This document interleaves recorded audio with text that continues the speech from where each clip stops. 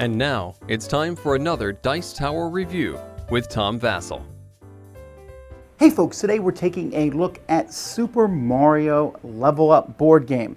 I'm Tom Vasel and I grew up with Super Mario. As I imagine many of my listeners have played Mario in some fashion, whether it's Mario, Mario Kart, Mario Tennis, Mario Baseball, blah, blah, blah, blah, blah, blah, blah, blah. Mario is a very iconic character, which makes me very suspicious when a board game comes out, because just because there's a good, great video games with him in it, does not mean there is good board games. But then I heard that this game was based in an older game that I played from DVGiacci way back in the day called King Me. Now, King Me was a very fun little voting style game, and yes, Super Mario is based on that same game. You probably haven't heard of that game, so let me explain how this one works.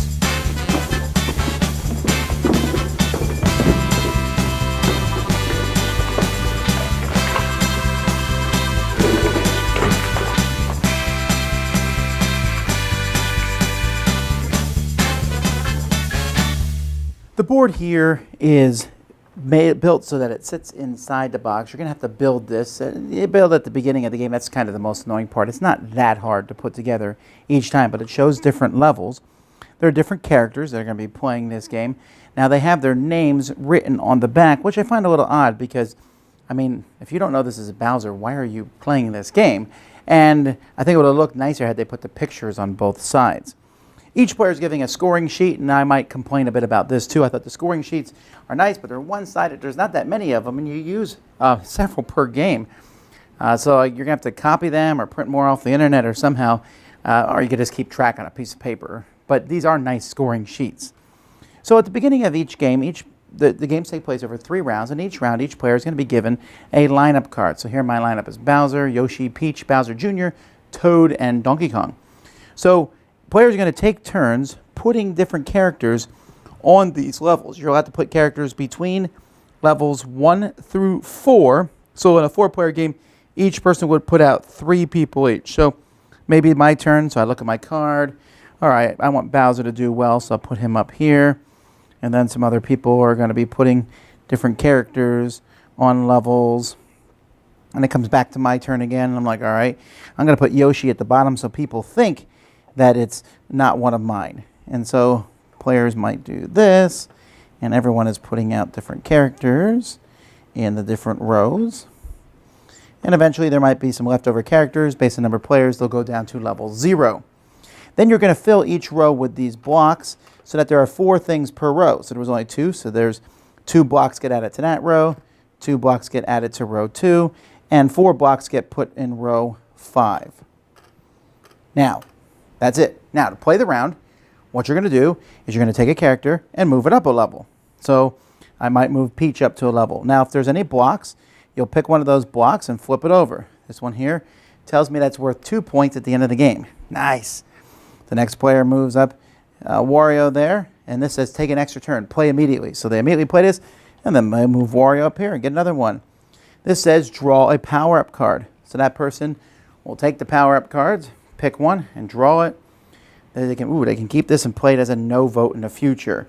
Or power-ups will let you bring someone who's dead back to life. There's different power-up cards.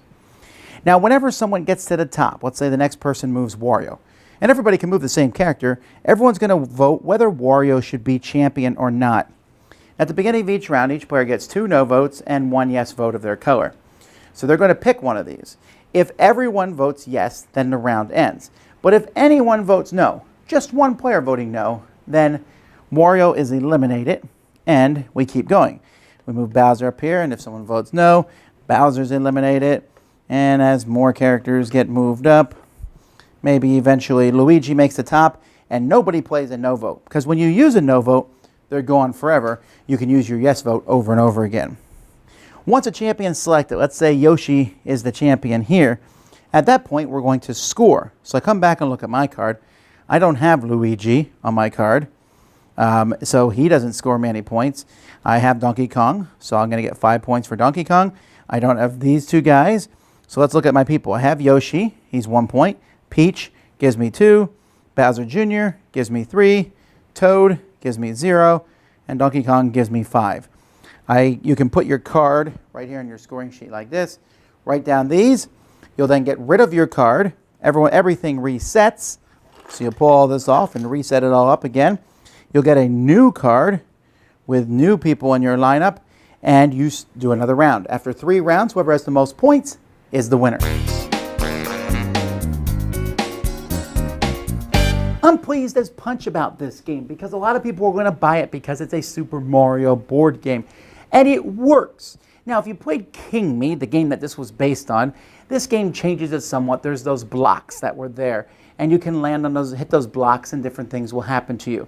I do think it's a little odd that those blocks, when you hit them, first of all, they're mostly good. There's a few negative ones, like lose a turn, which doesn't make sense because I don't ever remember Mario getting hurt from hitting blocks. He should have. But, you know, that seemed odd. And I also didn't understand why there was a power-up card. You'd hit a block, turn the block over. The block had text that told you what it did, and then had a card that you could get. So why not just make them all cards or all blocks? But whatever. Anyhow, the game itself is simple and fun. See, what you're doing in this game is you're bluffing everybody else. There's 2 ways it happens. One, you're moving people up. If I rush Bowser to the top, am I doing it because he's on my card? Or am I doing it because I want to see him get voted off and get kicked out because he's not on my card? You know, when you move people up, am I moving up my own or am I moving up yours to make you think that they're mine? But then the second part of that equation comes when it's time to vote. So Bowser's up at the top. It's time to vote on him. Well, he's not on my card. So should I vote no? I mean, yes, but I only have 2 no votes. Why should I waste one when I'm pretty sure someone else will waste one? Of course, they also think that neither of us plays a no vote and Bowser gets voted in at 10 points, which is really bad for us. And that's fun, trying to outguess the other players. Sure, you can always play a no card and make sure that something doesn't happen, but once you play your no cards, you're essentially just voting yes every single time, no matter who makes it to the top. And you're going to get your own person to the top, and then you vote and someone else will vote them down, and you'll be sad. It's silly, it's fun, it gets reset. You do the same thing 3 times, which is just enough length for this game. There's a lot of, you know, Mario humor that will probably come out from the people who know the game. But even if you know nothing about Mario, and I would wonder who you were, that you could still easily play this game because it's just trying to get people to the top. It really scales well too. This one here goes up to 6 players. I think I've played it with all the counts except maybe 3.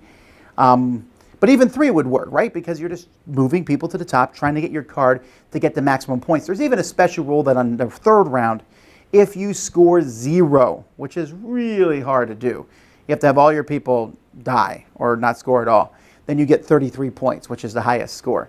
I may have seen that happen way back, you know, a decade ago, but I've not seen it happen with this game yet. But just because that's there, that makes it fun. It's like, hey, let's shoot the moon. Either way, this is a great game for kids, for families, for adults.